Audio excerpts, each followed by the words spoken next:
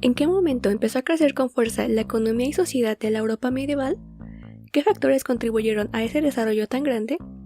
¿Cómo se manifestó aquel progreso en el continente? Porque hay muchas preguntas por resolver, acompáñenme a historizar. Entre los siglos XI y XIII, Europa experimentó un periodo de gran desarrollo urbano, crecimiento económico, de población y un gran esplendor cultural. La población aumentaba día a día, y las ciudades contaban con cada vez más edificios. Había gran fertilidad de las tierras y abundancia de bienes. Pocas eran las ciudades que no veían florecer sus suburbios y ampliar sus dominios, con el aumento de habitantes y de construcciones. Esta prosperidad puede ser atribuida, en primer lugar, a la expansión de la producción agrícola, debido al desarrollo tanto tecnológico como social. Por un lado, el pago de rentas y tributos que exigían los grandes señores a la población campesina pudo impulsar a lograr una cierta mejora de los métodos de cultivo para satisfacerlos. Una innovación fue la rotación de cultivos, que permite aumentar la superficie cultivada, variar los tipos de cultivo y contrarrestar las intemperies, al recurrir a los cereales de primavera cuando los de otoño no habían dado buenos resultados, o a la inversa. Otra innovación fue la adopción del arado pesado, con el empleo de hierro en las máquinas de labranza, que facilitaron el trabajo y permitieron cultivar suelos más duros. Así, la superficie cultivada, el rendimiento de la tierra y la variedad de los productos obtenidos aumentaron, y como consecuencia, la alimentación de la población mejoró. Sin embargo, las condiciones del modo de producción feudal, aunque podían fomentar un cierto progreso técnico, aún impedían sobrepasar cierto nivel de mejora, y no permitían los suficientes avances de la producción agrícola como para que resolvieran las crecientes necesidades de la población que comenzaba a aumentar, y conforme aumentaba la demanda, el crecimiento del rendimiento de la tierra y de las cosechas continuaba siendo escaso e insuficiente. ¡Me moriré de hambre! Por eso, una solución fue ampliar el espacio de cultivo, lo que se hizo más intenso y coordinado al comenzar la década de 1150. Y eso a veces hacía necesaria la conquista de nuevas tierras, lo que a su vez iba unido a la fundación de nuevos poblados, que podían llevar al crecimiento de los ya existentes. Otro de los factores más importantes para que se diera el desarrollo fue el nuevo despertar del comercio a gran escala, que llegaba a más rincones, atravesando los mares del continente, y que pudo comenzar a crear una riqueza que no se había visto en mucho tiempo. La economía de la Europa occidental, desde el inicio de la Edad Media y hasta fines del siglo XI, era esencialmente agrícola. El comercio internacional era casi inexistente, y solo el cultivo de las tierras era suficiente para sostener a la población, además de pequeños mercados que vendían productos de los alrededores, pero que tenían una importancia secundaria. En los comienzos del siglo XI, el tráfico marítimo ya existía en las principales costas que conectaban el continente, pero las comunicaciones entre un mar y otro se hacían casi exclusivamente por vía terrestre. Cuando el Islam comenzó a avanzar sobre el Mediterráneo, se restringieron aún más el número de puertos que aprovisionaban a Constantinopla, lo que aprovecharon algunos pueblos de las lagunas del Mediterráneo, como fueron los venecianos, que superaron en poco tiempo a sus principales competidores y comenzaron a crear una nueva gran riqueza. Poco antes de comenzar las cruzadas, el pueblo veneciano tenía ya una gran capacidad en la navegación y el comercio, pero las nuevas campañas militares favorecieron aún más su crecimiento. Cuando los turcos amenazaron al Imperio Bizantino, el emperador Alejo I no tenía recursos propios con los que defenderlo, y compró la ayuda de los venecianos, abriéndoles todos los puertos bizantinos del Mediterráneo, sin límite de residencia y con exención total de pagos de aduana.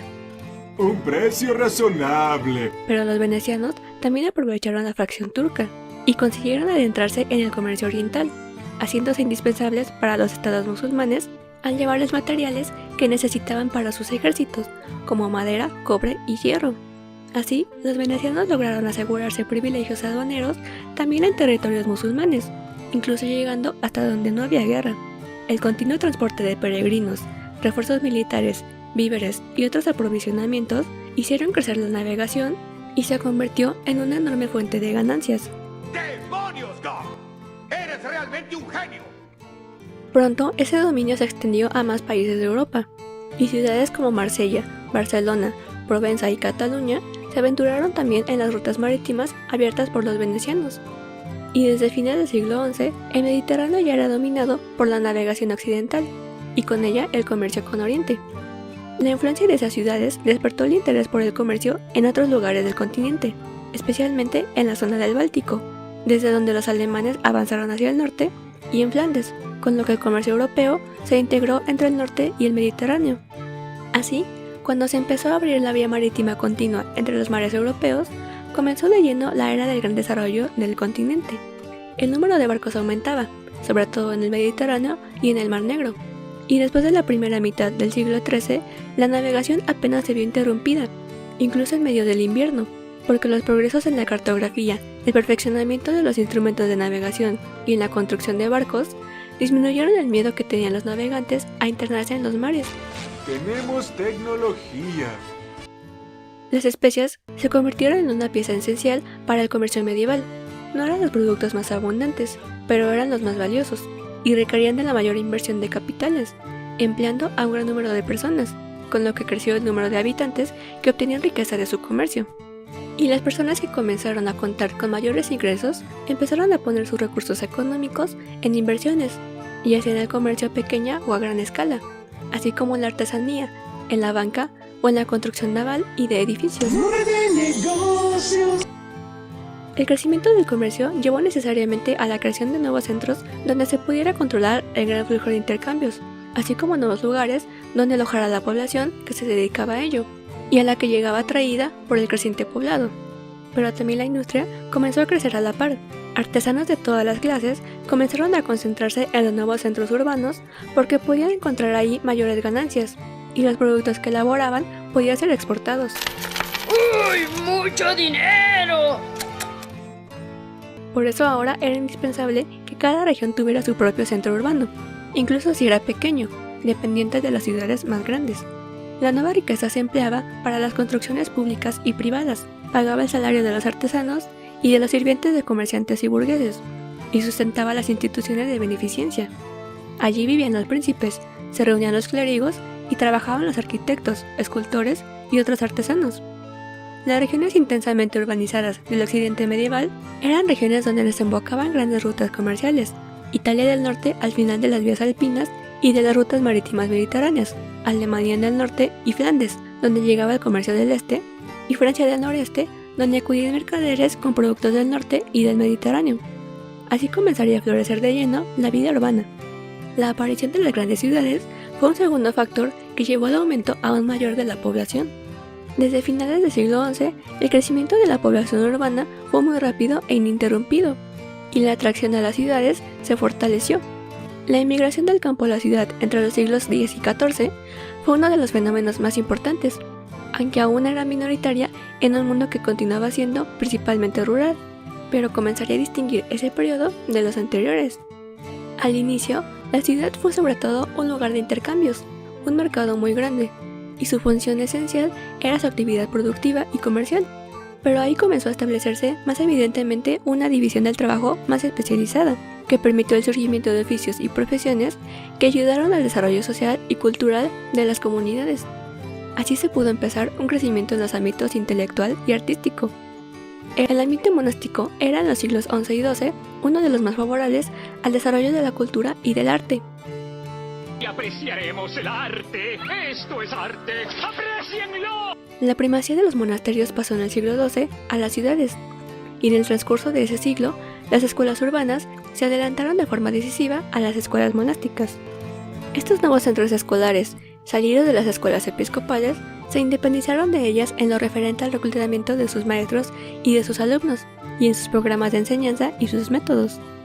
El estudio y la enseñanza se convirtieron en un oficio, en una de las mayores actividades especializadas del mundo urbano.